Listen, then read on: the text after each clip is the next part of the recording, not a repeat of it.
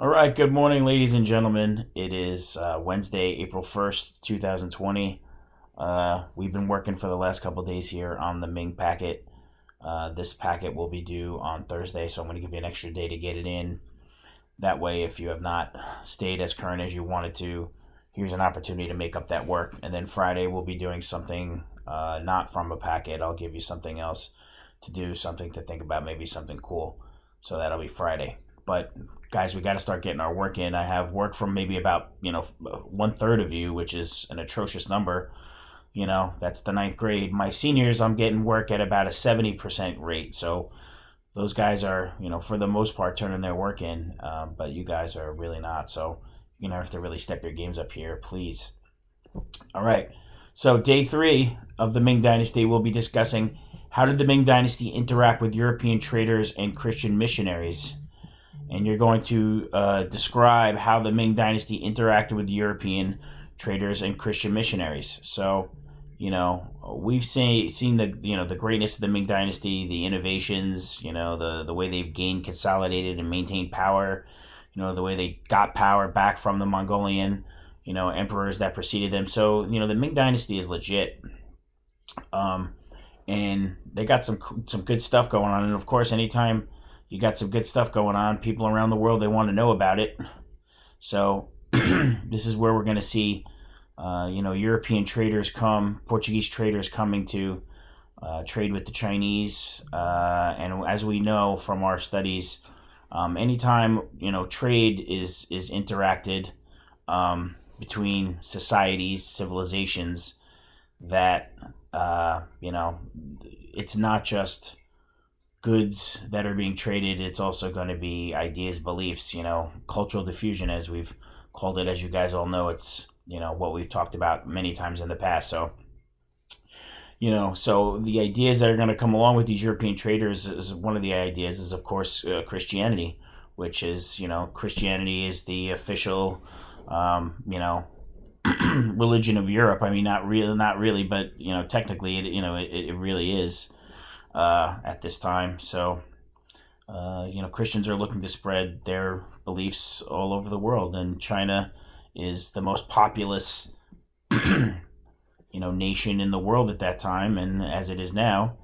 And if you can convert those people to Christianity, you just, exponentially grew the number of Christians in the world who follow the same faith as you. So that was probably on their minds as they were heading into China.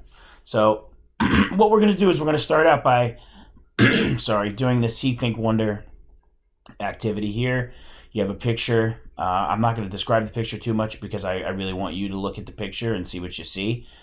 But you're going to tell me 3 things that you see in the picture. You're going to tell me what do you think the relationship is between Christian missionaries and Ming Dynasty. And, just a vocabulary check here. We know that a missionary is someone who goes on a mission, right? And their mission is to spread, their religion to the people of the world, And this still happens today. There are religions that have missionaries. The Church of Latter-day Saints, for example, they still do missions all around the world in order to bring their religion to people. So it's not like this is a dying concept. This is an old concept, and it still remains relevant today.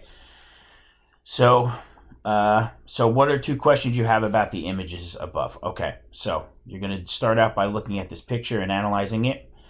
Then you're going to come down and you're going to watch a video and do a reading about Matteo Ricci and the Jesuits in China. So Jesuits are like they're priests who are who like their specialty is learning, right? So like Fordham University in the Bronx, for example, is a Jesuit university. It is it's a Catholic university, but it's run by a brotherhood of priests who focus their attention on educating people, right? Not just learning about religion, but learning about life and being curious and wanting to know how things work in the natural world.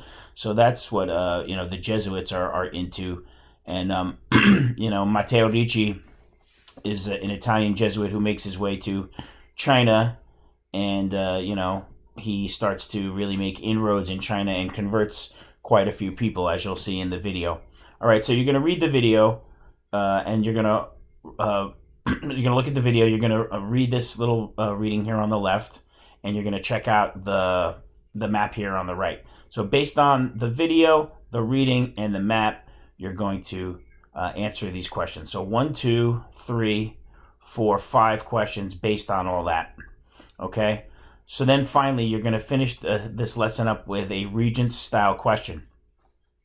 So a cause and effect question. So here are the two documents, documents 1 and 2. I'm sorry the formatting's not so great, but you can see document 1 is right here, this map. Document 2 is right here, this picture that we've already previously analyzed in the right now. So again, Regents question, cause and effect, right? So let's look at the question. Identify and explain a cause and effect relationship associated with the ideas or events in documents 1 and 2. Be sure to use evidence from both documents 1 and 2 in your response. So we know that a cause refers to something that contributes to the occurrence of an event, the rise of an idea, or the bringing about of a development.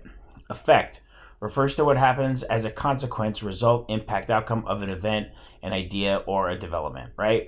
I stubbed my toe on on the side of the couch. Cause, now my big toe is swole up and hurts like crazy. Effect, right? So cause and effect, things that cause something to happen. So, but what we're looking for is what is the cause and effect relationship between these documents.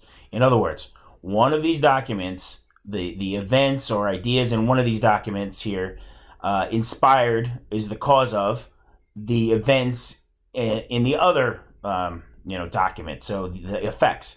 So which one of these caused the other, and then you're going to identify the cause and effect relationship between the documents, and you're going to explain it to me. Again, identify means name it, and explain means tell me, illuminate me about, the what you know about it. Give me background information on it. So identify and explain.